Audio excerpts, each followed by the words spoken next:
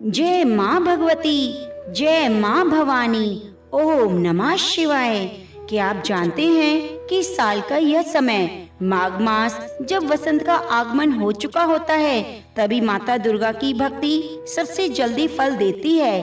कहा जाता है जो भक्त माघ मास की दुर्गा अष्टमी को पूरी श्रद्धा और नियम से व्रत करता है, उसके जीवन से अचानक आने वाली बाधाएं, भय, दरिद्रता और वर्षों पुरानी कष्ट जड़ से समाप्त होने लगते हैं। लेकिन बहुत कम लोग जानते हैं कि यह अष्टमी गुप्त नवरात्रों के रूप में मनाई जाती है और यह बहुत अधिक फल देती है। यह सिर्फ पूजा नहीं है, यह माँ दुर्गा की कठोर परीक्षा है। आज की यह दुर्गा अष्टमी व्रत कथा उन सभी के लिए है जो हर उपाय करने के बाद भी जीवन में अटके हुए हैं, जिनके घर में कलह, रोग, धन की रुकावट है। इस कथा में आप जानेंगे कि कैसे एक भक्त ने भयंकर संकट के समय माँ दुर्गा को पुकारा और कैसे माघ मास की अष्टमी पर उसकी श्रद्धा की परीक्षा ली गई और कैसे माँ ने एक पल में उसका पूरा जीवन बदल दिया।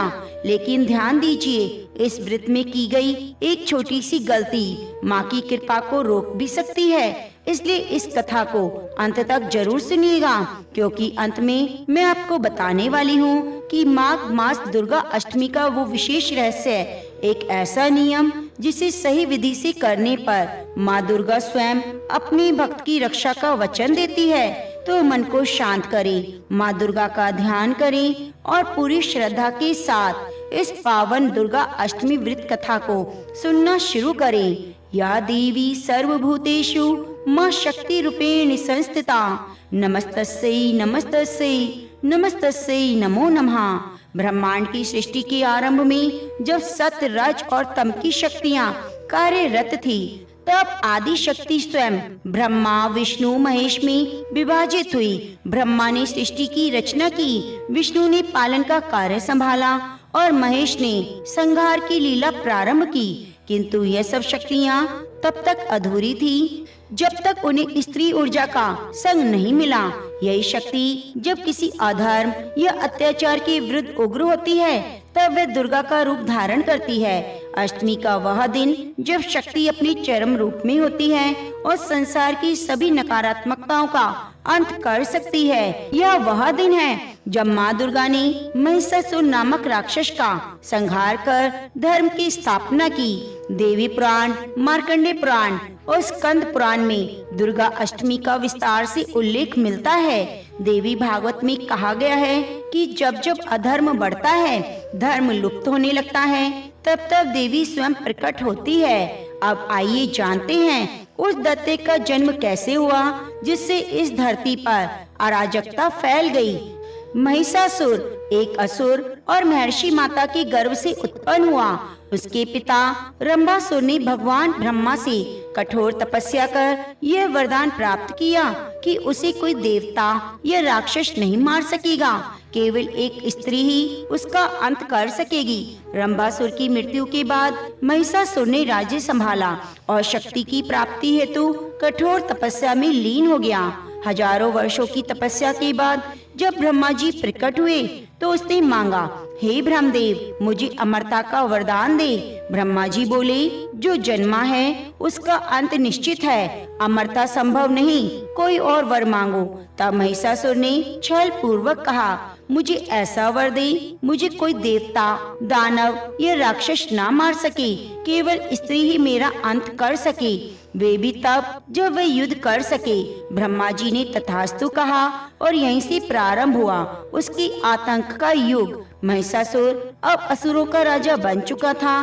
उसके पास अपार बल, तेज और मायावी शक्तियां थी। ब्रह्मा जी से वरदान पाकर वह अहंकार में चूर हो गया। उसने तीनों लोकों पर आधिपत्य जमाने की ठान ली। सबसे पहले उसका क्रोध देवताओं पर टूटा। महिषासुर ने अपने विशाल असुर सैन्य दल के साथ स्वर्ग पर आक्रमण कर दिया। इंद्रदेव, वरुण देव, अग्निदेव, वायु, यम, कुबेर, अन्य सभी देवता उसकी सेना के आगे टिक ना सके। महिषासुर के पास आकार बदलने की शक्ति थी। वह कभी भैंसा बन जाता, कभी राक्षस, कभी हाथी तो कभी सिंह। इंद्र ने वज्र चलाया अग्नि ने ज्वालाएं छोड़ी, लेकिन सब व्यर्थ। महिषासुर ने देवराज इंद्र के सिंहासन को छीन लिया और स्वर्ग पर अधिकार कर लिया। देवताओं को परास्त किया, ऋषियों मुनियों पर अत्याचार करने लगा। उसने यज्ञ विध्वंस किए, वेदों की चोरी की, सभी की साधनाओं को नष्ट कर दिया, स्त्रियों का अपमान किया। महिषासुर का आतंक दिन प्रतिदिन बढ़ता जा रहा था। देवताओं ने ब्रह्मा विष्णु महेश्वर से शरण मांगी। इंद्र बोले, हे त्रिदेव, आपने महिषासुर को जो वरदान दिया है वह अब समस्त ब्रह्मांड के लिए संकट बन गया है। कोई देवता, दानव या राक्षस उसे पराजित नहीं कर सकता। उसका अंत अब केवल एक स्त्री ही कर सकती है, वे भी अत्यंत शक्तिशाली और युद्ध कला में निपुण हो।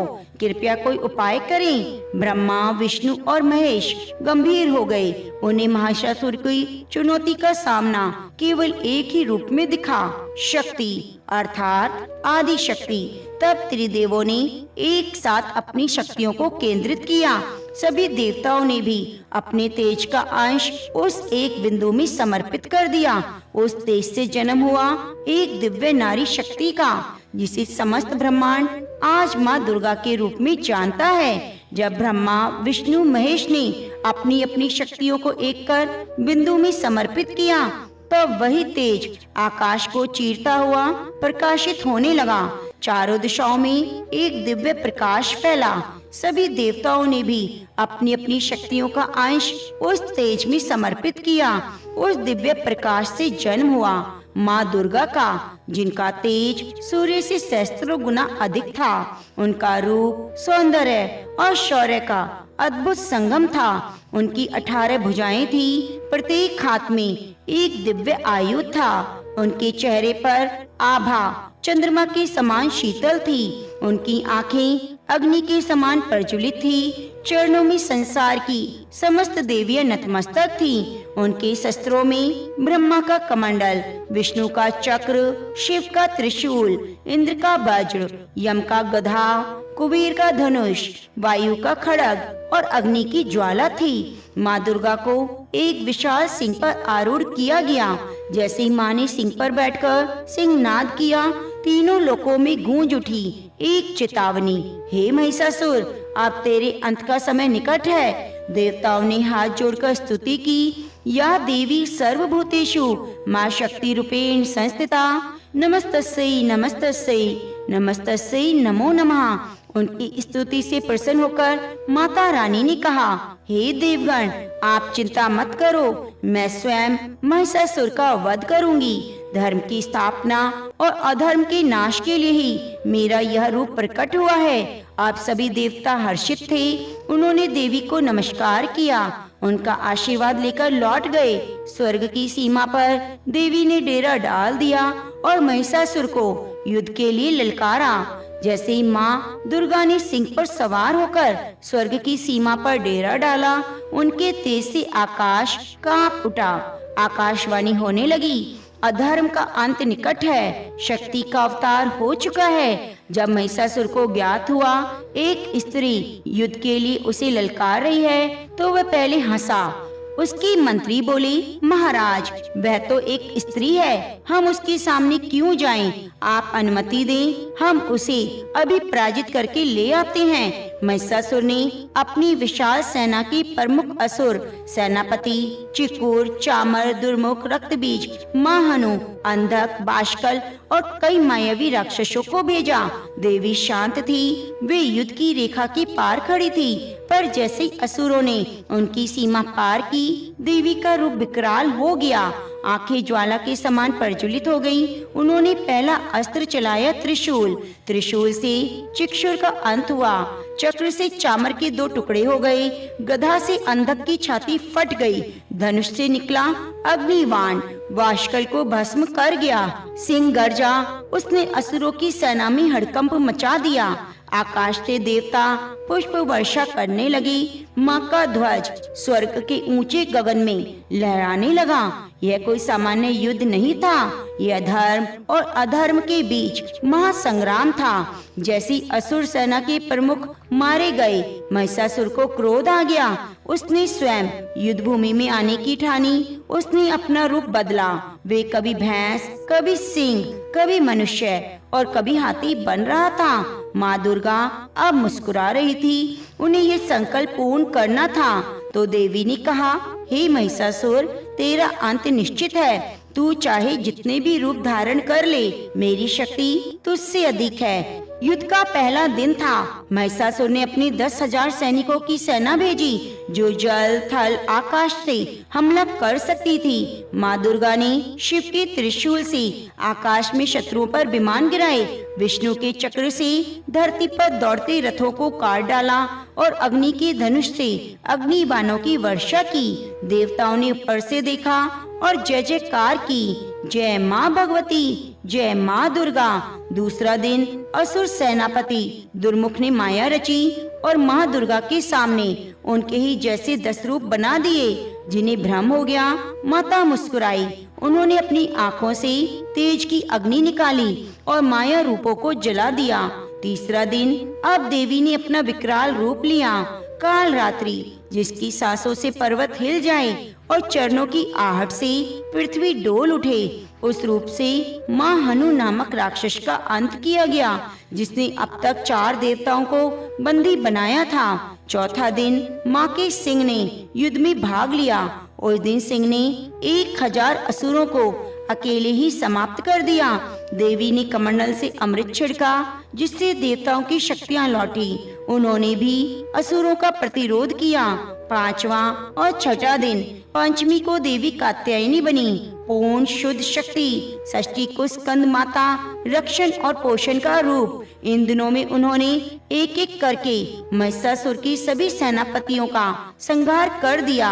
7वां दिन माँ के सिंहनाद से आकाश गूंज उठा। यह काल चक्र की पुकार थी। देवताओं ने आकाश से शंखनाद किया। अब अधर्म के दिन समाप्त होने वाले थे। 8वां दिन अष्टमी का दिन माँ के माथे से एक तेज पुंज निकला।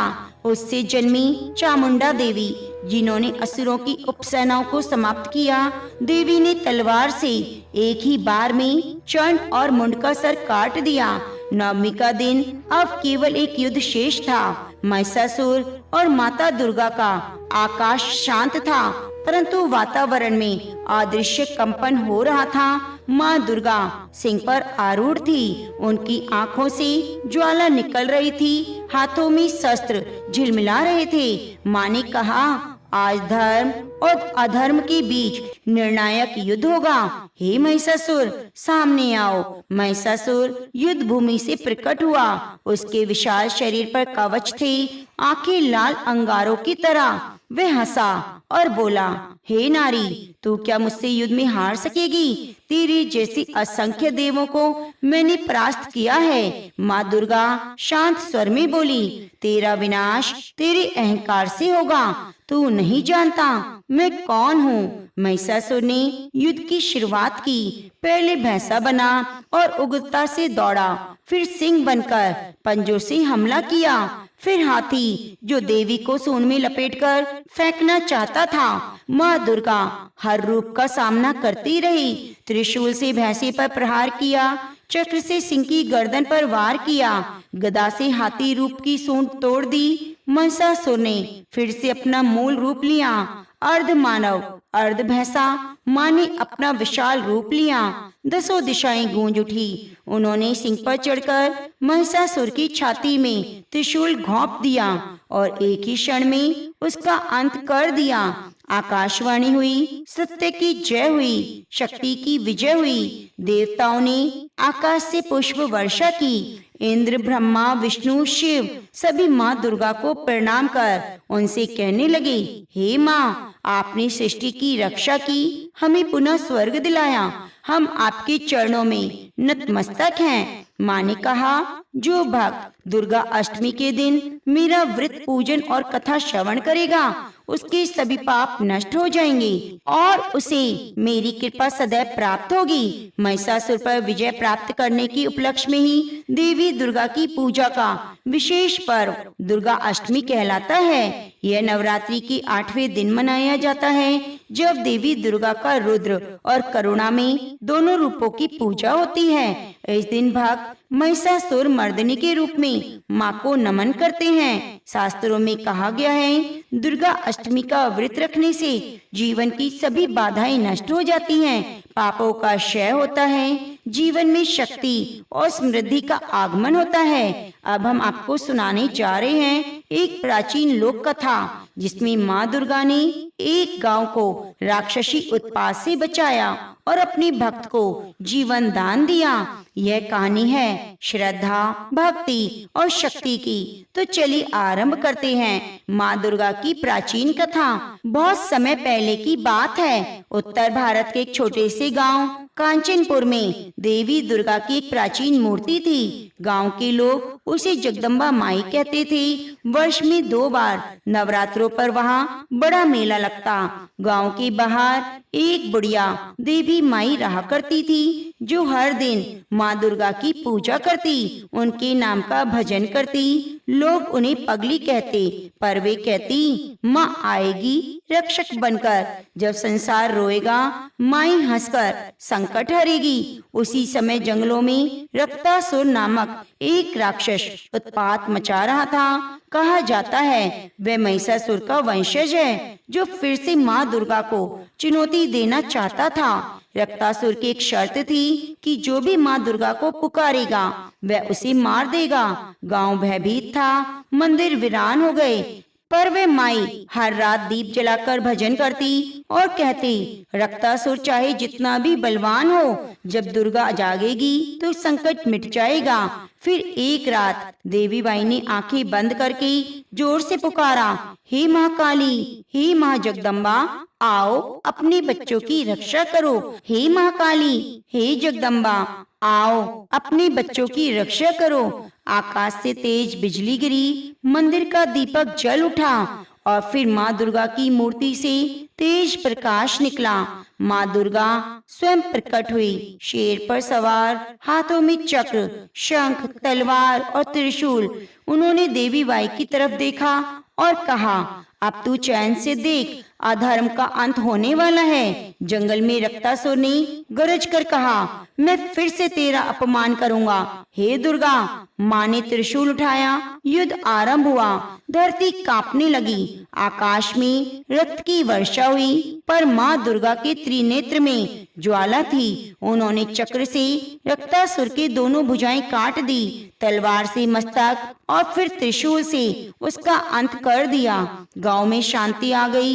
अगली सुबह जब लोग मंदिर पहुंचे तो माँ की मूर्ति की आगे एक नई मूर्ति दिखी, देवी बाई की, जिसमें लिखा था, जिसने सच्चे मन से पुकारा उसी में माँ का वास हो गया। उस दिन से हर अष्टमी को गांव में देवी बाई मेला लगता है। माँ दुर्गा के साथ उनकी भक्त की भी पूजा की जाती है। जय माँ दुर्गा, जय माँ भवानी। माता का आशीर्वाद सदा आपके ऊपर बना रहे। अगर आपको ये कथा अच्छी लगी है तो वीडियो को लाइक करें, अपने दोस्तों और परिवार के साथ शेयर करें, चैनल को सब्सक्राइब जरूर कर लीजिए। जय माता दी। प्रिय भक्तों, अब आइए आपको सुनाते हैं माँ भवानी के सच्चे भक्त की कथा। एक ऐसा समय जब धरती पर धर्म की ज्योति मंद पड़ रही थी। राक्षसों का अत्याचार इतना बढ़ गया कि देवता तक परेशान थे। त्राही माम पुकार कर हर दिशा गूंज रही थी। उसी काल में एक छोटा सा गांव था, नवग्राम, जो पर्वतों से घिरा, जंगलों से आच्छादित और आध्यात्मिक ऊर्जा से परिपूर्ण था। इस गांव में एक वृद्ध ब्राह्मण देवघर अपनी पत्नी गायत्री और पोती भव्या के साथ रहते। देवघर दिन रात माँ दुर्गा की उपासना करता। हर अष्टमी को उपवास रखते, माँ को पुष्प कनेर धतूरा अर्पण करते और गाते, या देवी सर्वभूतेषु माँ शक्ति रूपेण संस्थिता, नमस्तस्यै नमस्तस्यै नमस्तस्यै नमो नमः। भव्या छोटी थी, पर उसकी आंखों में माँ दुर्गा की भक्ति की वह चमक थी, जो अपने दादा के साथ बैठकर कथा सुना करती और हर बार पूछती, दादा क्या माँ दुर्गा सच में हमें बचा सकती है? देवघर मुस्कुराकर कहते, न सिर्फ बचा सकती है बेटी, माँ तो इस सृष्टि की रचयिता है। एक दिन अचानक गांव में संकट आया। पास के जंगलों से राक्षसी प्रवृत्ति वाला एक दैत्य कलासुर निकल आया। गांव को उजाड़ता, खेत जलाता, लोगों का अपहरण कर लेता। लोगों में भय का साम्राज्य स्थापित हो गया। राजा ने सेना भेजी, पर कलासुर के पास रुद्र शक्ति थी। उसे किसी साधारण अस्त्र से नहीं मारा जा सकता था। देवघर जानते थे अब एक ही आश्रय है माँ दुर्गा का। उन्होंने पूरे गांव को इकट्ठा किया। 9 दिन तक अखंड दुर्गा यज्ञ शुरू किया। दिन रात गांव की स्त्रियां जय माता दी की जयकारे करती। हर स्त्री ने कन्या पूजन का आयोजन किया। छोटी बच्चियों को देवी स्वरूप मानकर उनका पूजन किया। भव्य भी हर दिन माँ की मूर्ति के सामने दीप जलाती और कहती, माँ गांव को बचा लो, आप ही हमारी रक्षा करो। अष्टमी की रात्रि को जब मंत्रों का उच्चारण चरम सीमा पर था, तब माँ दुर्गा ने अपना तेजस्वी रूप प्रकट किया। गांव की देवी मंदिर की मूर्ति से प्रकाश की एक तेज लहर निकली और माँ चंद्रघंटा के स्वरूप में प्रकट हुई। उनका वाहन सिंह, हाथों में शस्त्र, नेत्रों में तेज और वाणी में करुणा। माँ का यह रूप देखकर सबको अद्भुत शक्ति का अनुभव हुआ। माँ ने कहा, जब मेरे भक्त मुझे पुकारते हैं तो मैं उनको दर्शन जरूर देती हूँ। आज मैं नवग्राम की रक्षा करूंगी। कलासुर ने जब माँ को देखा तो हंसने लगा। क्या एक स्त्री मुझे रोक पाएगी? उसने व्यंग्य किया। माँ मुस्कुराई, जिस शक्ति से तू जन्मा है उसी शक्ति का मैं मूल हूँ। आज तेरा अंत निश्चित है। युद्ध आरंभ हुआ। माँ ने सिंह पर बैठकर धनुष चलाया, त्रिशूल फेंका और अपने शब्दों से दैत्य की शक्ति को नष्ट कर दिया। अंत में भीषण गर्जना के साथ माँ ने त्रिशूल से कलासुर का वध किया। पूरा आकाश जय माता दी की घोष से गूंज उठा। अगली सुबह जब लोग जागे तो गांव में फिर से हरियाली, प्रसन्नता, उल्लास फैल गया। मंदिर के गर्भगृह में माँ की मूर्ति मुस्कुरा रही थी। देवघर ने कहा, आज हमने प्रत्यक्ष देखा माँ अपने भक्तों की रक्षा कैसे करती है। भव्य माँ की मूर्ति के आगे हाथ जोड़कर बोली, माँ मैं भी बड़ी होकर आपके जैसी शक्ति बनूंगी जो सबकी रक्षा करेगी। उस दिन से हर अष्टमी को नवग्राम में दुर्गा पूजन होने लगा और गांव की कन्याएं माँ के समान शक्ति और तेज की प्रतीक मानी जाने लगी। अगर आपको यह कथा भी पसंद आई है तो कृपया वीडियो को लाइक करना ना भूलें और शेयर जरूर कीजिए। हमारे चैनल को सब्सक्राइब जरूर कर लीजिए। अब आइए आपको सुनाते हैं एक अद्भुत लोक कथा, जिसमें माँ दुर्गा ने न केवल अधर्म का नाश किया बल्कि अपने सच्चे भक्त को जीवन दान देकर सिद्ध किया कि सच्चे मन से की गई प्रार्थना कभी व्यर्थ नहीं जाती। यह कथा है एक वीर ग्रामीण और माँ दुर्गा की कृपा की। बहुत पुराने समय की बात है। उत्तर भारत के एक सघन वन से घिरे गांव शिवपुर में धीरज नामक एक निर्धन परंतु अत्यंत भक्तिपूर्ण युवक रहता था। उसके माता पिता नहीं थे। पशुओं को चराकर लोगों के खेतों में काम कर वे अपनी आजीविका चलाता। धीरज का सबसे बड़ा सहारा था माँ दुर्गा, जिसे वे अपनी जननी माता मानता। धीरज प्रतिदिन नदी किनारे बने छोटे से दुर्गा मंदिर में जाकर माँ की पूजा करता। वहीं बैठकर घंटों भजन गाता और माँ से बातें करता जैसे कोई बेटा अपनी माँ से करता है। एक बार शिवपुर में भयंकर संकट आ गया। जंगलों से एक राक्षस उत्पन्न हुआ। उसका नाम था महिषासुर। वह आधा मानव आधा भैंसा, शक्तिशाली, क्रूर, अहंकारी। उसने कई गांव लूटे, किसानों की फसलें जला दी, लोगों को अपना दास बना लिया। शिवपुर गांव में भय का वातावरण छा गया। गांव के प्रमुख पुजारियों ने एकत्रित होकर देवी दुर्गा की आराधना की, पर किसी को आशा नहीं थी कि माँ स्वयं प्रकट होंगी। इधर धीरज दिन रात माँ से विनती कर रहा था, हे माँ हम तुझसे रक्षा की भीख नहीं मांगते, हम तो बस तुझसे तेरी कृपा दृष्टि मांगते हैं। उस रात धीरज को स्वप्न में माँ दुर्गा के दर्शन हुए। वे सिंह पर सवार थी, हाथों में विविध शस्त्र, नेत्रों में तेज, मुख पर करुणा। माँ ने कहा, धीरज, तू मेरा सच्चा पुत्र है, तुझे ही महिषासुर का अंत करना होगा, मैं तेरे साथ हूँ। सुबह उठते ही धीरज को विश्वास हो गया।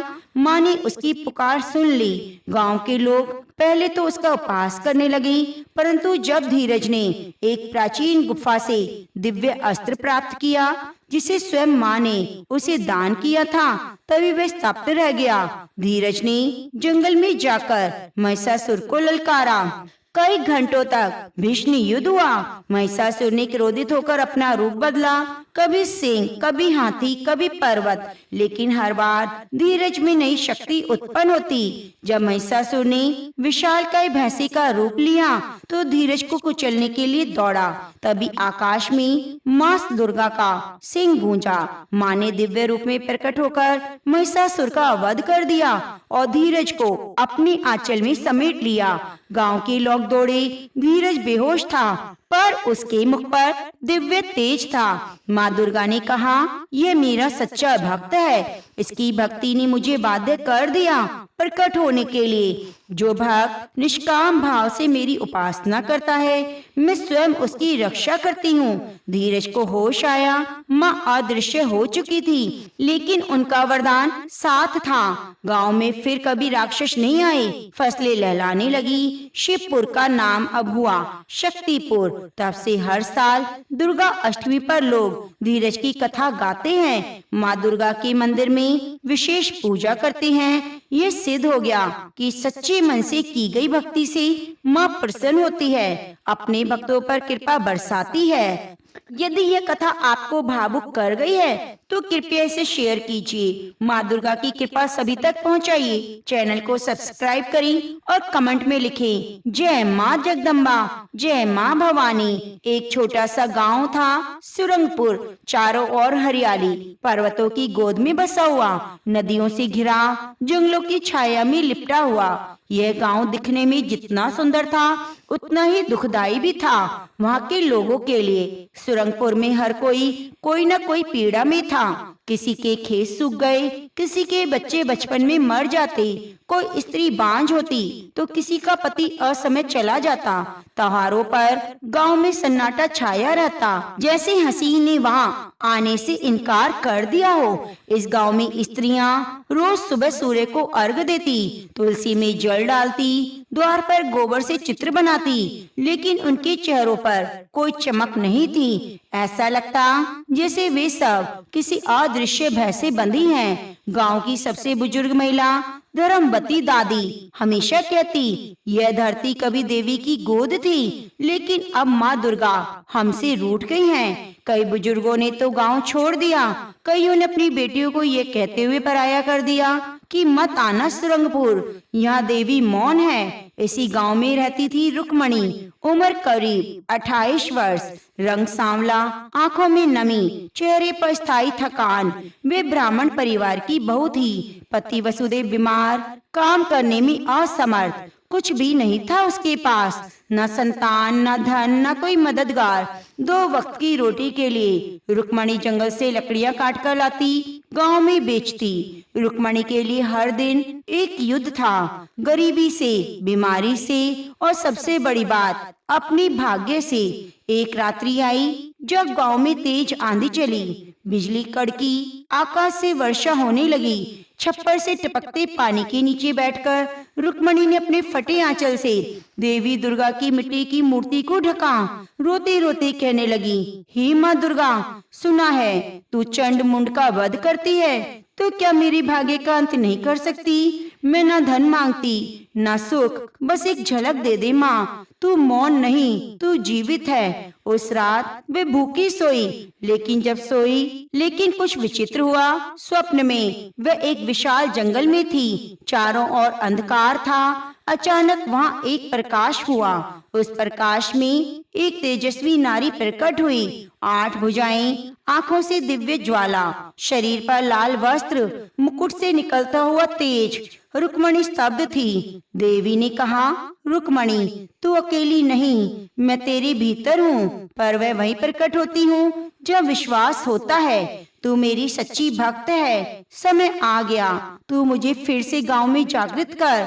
देवी ने आदेश दिया, 21 दिनों का व्रत रख, नव दुर्गा पूजन कर, 108 बार मेरे नाम का जप कर। कोई बाधा आए तो भी मत डगमगाना, मेरी कृपा से तेरा भाग्य बदलेगा और गांव का भी। रुक्मणी घबरा गई और बोली, माँ मेरे पास ना तो तेल है, न घी, न अन्न, मैं कैसे पूजा करूं?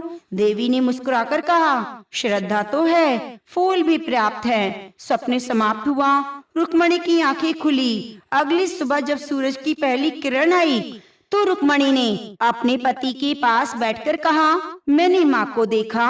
वसुदेव जी, अब मैं पूजा करूंगी, चाहे भूख से मर जाऊं, लेकिन व्रत नहीं तोड़ूंगी। पति ने उसकी आंखों की चमक देखी और कुछ नहीं कहा, बस आंसू बहा दिए। रुक्मणी ने अपने छोटे से घर में मिट्टी का छोटा सा चौकोर मंदिर बनाया। माँ शैलपुत्री की एक चित्र छवि रखी जिसे उसने खुद हाथ से बनाया था। तुलसी के लाए पत्ती, जंगल से लाए फूल, नदी का जल, यही उसकी पूजा सामग्री थी। गांव की स्त्रियां हंस पड़ी। देखो जरा, ये गरीब औरत देवी को मना रही है, खुद के पास रोटी नहीं, पूजा करेगी। लेकिन रुक्मणी ना हिली, न डरी। उसने 108 बार माँ का जाप किया। ओम ऐं ह्रीं क्लीं चामुंडाय विच्चे। उसके घर के पास खड़ा पीपल का पेड़ एकाएक खिलने लगा। छोटी सी धूप की बत्ती अपने आप जल उठी। उस रात वासुदेव को पहली बार बिना खांसी के नींद आई। रुक्मणी ने कुछ नहीं कहा, लेकिन उसकी आंखों में पहली बार हल्की सी उम्मीद जागी। गांव का पीपल धीरे धीरे अपनी पत्तियां हिला रहा था, मानो माँ दुर्गा ने मौन में उत्तर दिया हो, मैं जागूंगी। रुक्मणी के भीतर से, हर स्त्री के भीतर से। रुक्मणी की आंखें सुबह जल्दी खुल गई। बाहर अभी अंधेरा था, लेकिन उसका मन भीतर से रोशन हो चुका था। बीती रात जो देखा वो कोई साधारण सपना नहीं था, वो दिव्य दर्शन, एक आवाहन, एक आज्ञा। धीमे से उठी, आंगन में आई। आकाश में टिमटिमाते तारे अब विदा लेने को थे। उसने अपने आंचल से पीपल के पत्तों पर जमी ओस को हटाया और झुककर कहा, माँ मैं तैयार हूँ। भले अन्न ना मिले, जल ना मिले, पर मैं तुम्हारा व्रत करूंगी। उस स्वप्न में माँ की आंखें अब भी रुक्मणी की स्मृति में जल रही थी। ऐसा तेज, ऐसा सौंदर्य जिसे अनगिनत सूर्य का प्रकाश एकत्रित हो गया हो। वह याद करती रही माँ के वो 8 हाथ, एक हाथ में त्रिशूल, संकट का नाश करने वाला, दूसरे हाथ में कमल, करुणा का प्रतीक, तीसरे में चक्र, न्याय का प्रतीक, चौथे में गदा, रक्षक का प्रतीक, बाकी हाथों में वर मुद्रा, अभय मुद्रा, धनुष, जल पात्र। देवी की वाणी अब भी उसकी कानों में गूंज रही थी कि तू मेरी आराधना कर, मुझे प्रसन्न कर, मैं तेरे भीतर हूँ। उसने लकड़ी के एक छोटे से पटरे पर लाल कपड़ा बिछाया, मिट्टी के कलश में जल भरकर नारियल रखा, आम के 5 पत्ते रखे। यहीं से शुरू हुई उसकी नवरात्र आराधना। हर दिन रुक्मणी एक एक रूप की पूजा करती। शैलपुत्री, ब्रह्मचारिणी, चंद्र घंटा, कुष्मांडा, स्कंद माता, कात्यायनी, कालरात्रि, महागौरी और सिद्धिदात्री। जब गांव की स्त्रियों ने देखा रुक्मणी सुबह सुबह तुलसी के पत्ते, आंवले की डाली, नदी से लाया जल लेकर पूजा कर रही है, तो हंसी उड़ाने लगे। कहने लगे, कहाँ ये भूखी औरत, कहाँ देवी की आराधना। माँ दुर्गा की तो घी कपूर चंदन चाहिए पूजा के लिए, क्या पत्तों से पूजा होगी? रुक्मणी कुछ न कहती। उसका ध्यान संसार से हटकर केवल माँ की ओर था। दूसरे दिन जब वह नदी से जल लेने गई तो रास्ते में सूखी झाड़ी के नीचे कुछ पड़ा दिखा। जाकर देखा, एक अज्ञात स्त्री की थैली जिसमें कुछ पूजा सामग्री थी, कपूर, हल्दी, चंदन, रोली, लाल चुनरी। उसने चारों ओर देखा, कोई नहीं था। वह समझ गई माँ ने भेजी है ये थैली।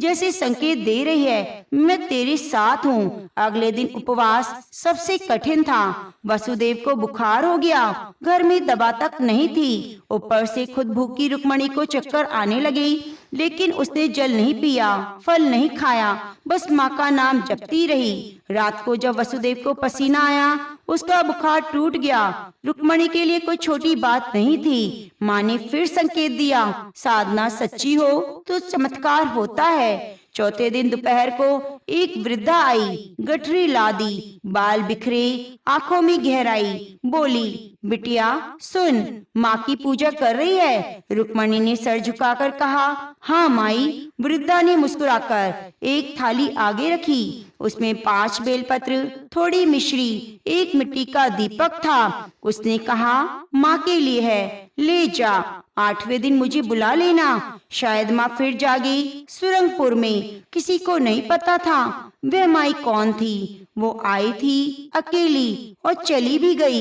बिना बताए।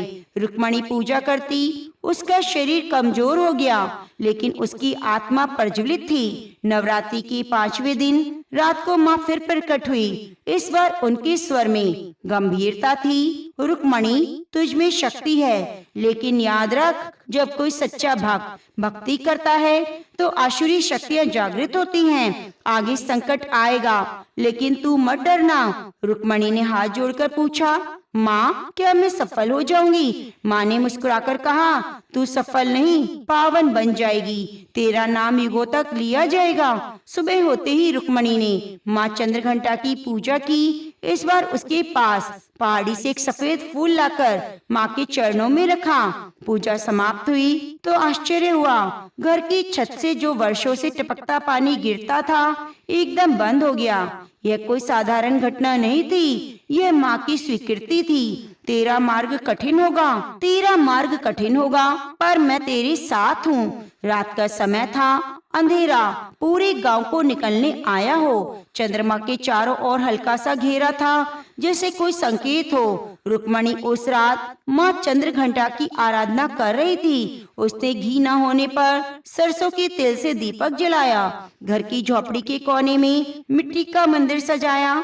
माँ की छोटी सी छवि, तुलसी की पत्ती, आंवले की डाली और एक ही बार निष्ठा। जैसे जैसे रात गहराई, वैसे वैसे रुक्मणी का मन स्थिर हो गया। उधर गांव की स्त्रियां बाहर बैठी थी। उन्हें रुक्मणी की कठोर साधना पसंद नहीं आ रही थी। वे आपस में कह रही थी, देवी ने आज तक किसी को ऐसे दर्शन दिए हैं? भूखी रहकर ये क्या मिलेगा? लगता है दिमाग फेर गया है। कुछ पुरुषों ने कहा, अब इसे भी देवी दिखने लगी, कल को कहेगी मैं ही दुर्गा हूँ। रुक्मणी को ये सब सुनाई दे रहा था, मगर वह मौन रही। उसने केवल माँ के चित्र को देखा। धीमी मुस्कान। करीब रात 3 बजे का समय था। वातावरण शांत। तभी अचानक झोपड़ी के कोने में रखा पीतल का घंटा अपने आप बज उठा, बिल्कुल साफ। वासुदेव चौंक गए, बोले, रुक्मणी ये क्या? रुक्मणी आंख बंद किए बैठी रही। माँ की मूर्ति से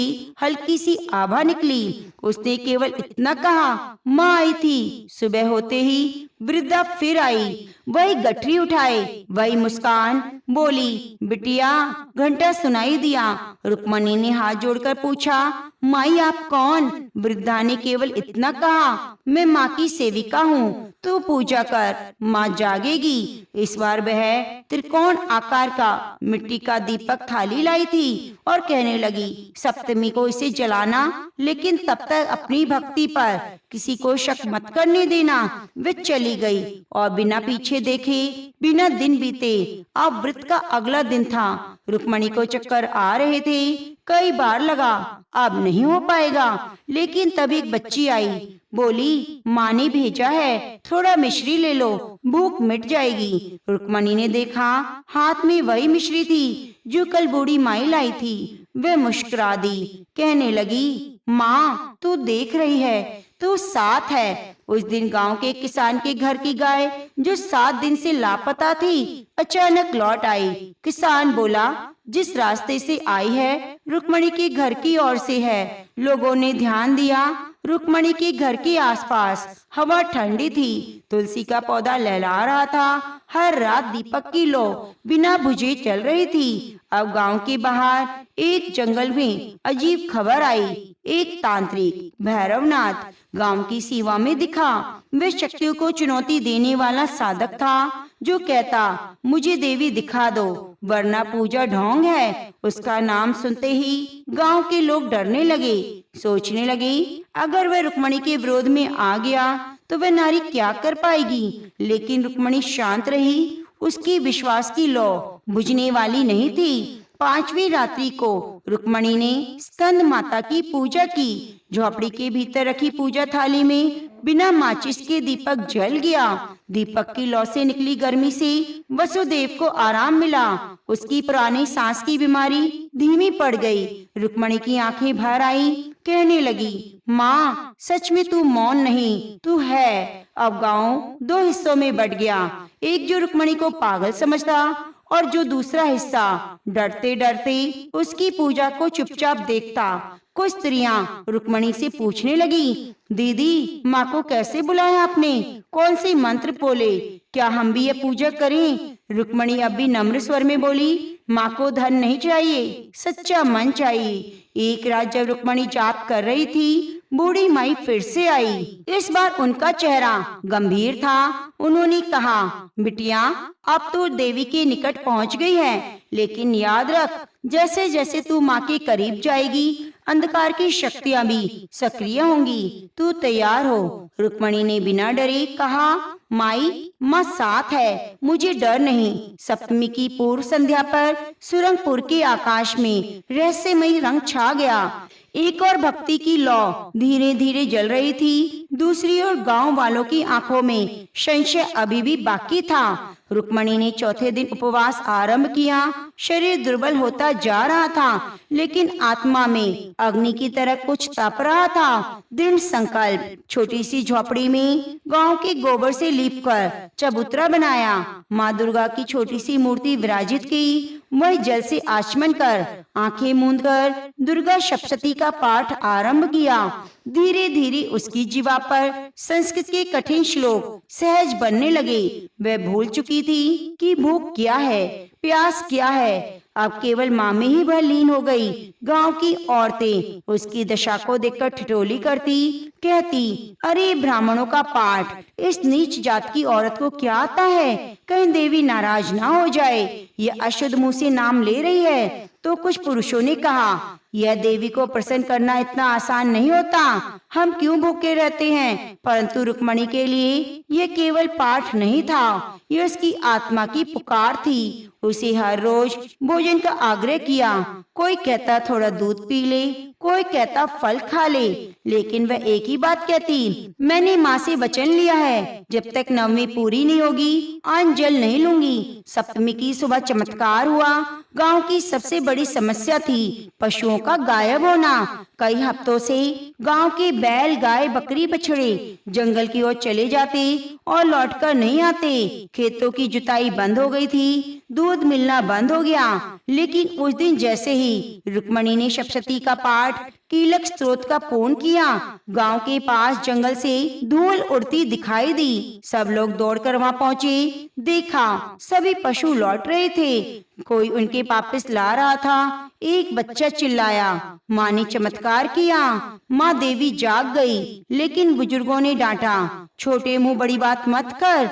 रुक्मणी उस रात माँ ब्रह्मचारिणी की पूजा के लिए फूल चुन रही थी, लेकिन खेत में कांटों से उसका पैर कट गया, रक्त बहने लगा। वह लंगड़ाती हुई माँ की मूर्ति के पास आई, बोली, माँ तू तपस्या की देवी है, तूने भी पर्वतों पर कष्ट झेले, आज ये रक्त मेरी शक्ति का अर्घ है। उसने अपने रक्त से माँ के चरणों में तिलक लगाया। उसी रात जब वह ध्यान में लीन थी, माँ दुर्गा स्वप्न में आई। उसके रूप में तेजस्वी सौंदर्य और तप का सम्मेलन था। वे बोली, रुक्मणी तेरी तपस्या सच्ची है, ब्रह्मचारिणी रूप में मैं तेरे हृदय में प्रकट हो रही हूँ। तेरा ये रक्त अर्पण नहीं, शक्ति का बीज है। तेरी पीड़ा तेरी शक्ति बन जाएगी। माँ ने आशीर्वाद दिया, कल से तू दुर्गा सप्तशती का पाठ जहाँ करेगी वह अग्नि स्वयं प्रकट होगी। सत्य की पुष्टि हेतु अगली सुबह जब रुक्मणी पाठ के लिए दीप जलाया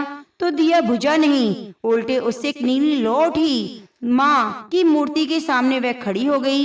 सभी ने देखा दीपक बिना तेल बाती के जल रहा है। भीड़ जुटने लगी। एक वृद्धा बूढ़ी माई जो कभी मंदिर की पुजारिन रह चुकी थी आगे बढ़ी। रुक्मणी का हाथ थामते हुए बोली, यह कोई साधारण स्त्री नहीं है, इसकी देह में माँ बोल रही है। अब हर गांव की पुकार बन चुकी थी। गांव में पहली बार एक बदलाव की लहर उठी। कुछ लोग कल तक उपेक्षा कर रहे थे, आज रुक्मणी को फूल जल अक्षत अर्पित करने लगे। गांव में सरपंच ने आकर कहा, यदि देवी वास्तव में जाग चुकी है तो कल सभी घरों में श्वेत दीपक जलेंगे और हम मान लेंगे माँ दुर्गा स्वयं स्त्री में वास कर रही है। रुक्मणी मुस्कुरा दी। वह जानती थी माँ को अब किसी प्रमाण की आवश्यकता नहीं। वह तप की परीक्षा में उत्तीर्ण हो चुकी थी। अग्नि परीक्षा गांव की थी। अगली सुबह घरों में दीपक जल उठे। कोई बात ही नहीं, कोई तेल नहीं। लौ स्थिर थी। माँ ब्रह्मचारिणी के रूप में रुक्मणी के चारों ओर दिव्य प्रकाश दिखाई देने लगा। अब वह केवल रुक्मणी नहीं थी, वह साहस और तप की मूर्ति बन गई। नवरात्रि का अगला दिन उपवास, जाप और लगातार दुर्गा सप्तशती के पाठ ने रुक्मणी की देह को बहुत दुर्बल कर दिया। उसकी आंखों के नीचे गहरे काले घेरे थे, होंठ सूख चुके थे, पांव कांपते हुए फिर भी उसकी दृष्टि स्थिर थी माँ की मूर्ति पर। उस दिन माता रानी की आराधना कर रही थी युद्ध की देवी जो शांत थी, रुद्र भी जिनके घंटे की गूंज से दानव थर्राते हैं, जिनका स्वरूप हर पीड़िता के भीतर जागता है। रुक्मणी ने कमजोर कंठ से श्लोक पढ़ना शुरू किया। हर श्लोक के साथ उसका शरीर कांपा। शाम के समय गांव के कुछ पुरुष खेत में आए जहाँ साल भर पानी नहीं था। वे बिल्कुल सूखे काले मिट्टी वाले टुकड़े पर अचानक धारा बहने लगी। एक किशोर चिल्लाया, बाबा धरती फूट गई। लोग दौड़ते हुए आए, देखा खेत में एक चश्मा बह रहा है, बिल्कुल वैसा जैसा कभी रुक्मणी ने सपने में माँ ने दिखाया था। ये वही खेत था जहाँ रुक्मणी पहले फूल चुनने गई थी। लोग अब धीरे धीरे कुछ जोड़ने लगे, वहीं से फूल वहीं से जल। क्या ये संयोग है? बूढ़ी माई कांपते स्वर में बोली, माता रानी का घंटा बज रहा है, वे आने वाली है। अब रोज शाम को रुक्मणी की झोपड़ी के सामने 10-15 लोग इकट्ठे होने लगे, स्त्रियां, बच्चे, कुछ बुजुर्ग। रुक्मणी ने किसी को बुलाया नहीं, लेकिन माँ के चमत्कारों ने उन्हें खींच लिया। माता रानी की कृपा से गांव की शक्ति का जागरण शुरू हो गया। अब वह केवल चमत्कारों का उत्सव नहीं था, बल्कि एक स्त्री की सच्ची भक्ति और तप का प्रतीक था। माँ को केवल श्रद्धा चाहिए, भारी आडंबर नहीं। माँ की भक्ति हृदय से होती है, बाहरी मन से नहीं। यदि कोई भी भक्त सच्चे मन से माँ को पुकारता है तो माँ जरूर प्रकट होती है। तो प्रेम से बोलिए, जय माँ भगवती, जय माँ भवानी। सर्व मंगल मंगले शिवे सर्वार्थ साधिके, शरणे त्र्यंबके गौरी नारायणी नमोस्तुते।